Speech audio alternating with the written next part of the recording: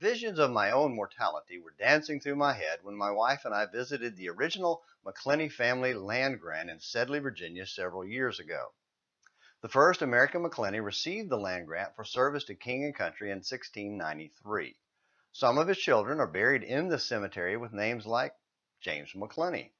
It felt strange looking down at my own name, though the dates were from long ago. But that's nothing. If one visits Europe, it's quite easy to find graves dating back over 1,000 years, inside and outside of church buildings. But would you believe there's a graveyard with graves dating back 4,000 years? Credible evidence says this building covers the site of the grave of Abraham and Sarah, Isaac and Rebekah, and Jacob and Leah. Of all the historical sites in Israel, this is one of the most sure, further supporting the accuracy of the biblical account of God's promise to Abraham, Isaac, and Jacob. How do we know that it's an accurate location?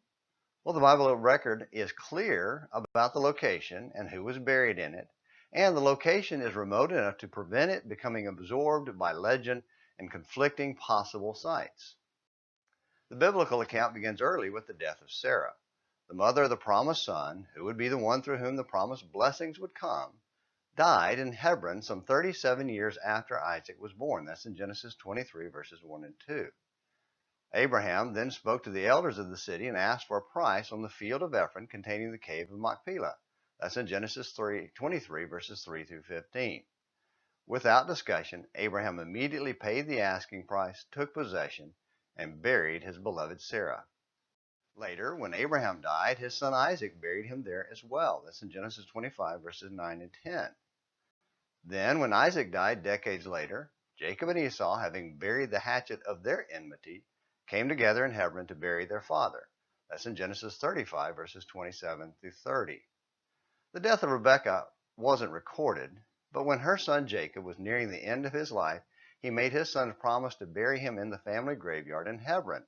That's in Genesis 49, verses 29 through 32.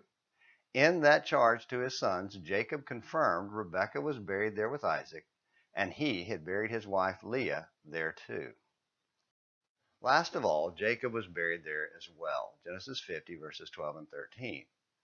Those graves serve as important reminders that God's promises were real.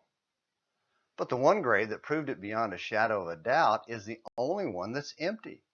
The grave of Jesus could not hold the promised Son of God, and through him we have hope of eternal life too. Do you have that hope? I hope you do. Well, thanks for watching. Come back tomorrow for another Morning Minutes in the Bible. Until then, this is James McClenny hoping you have a great day.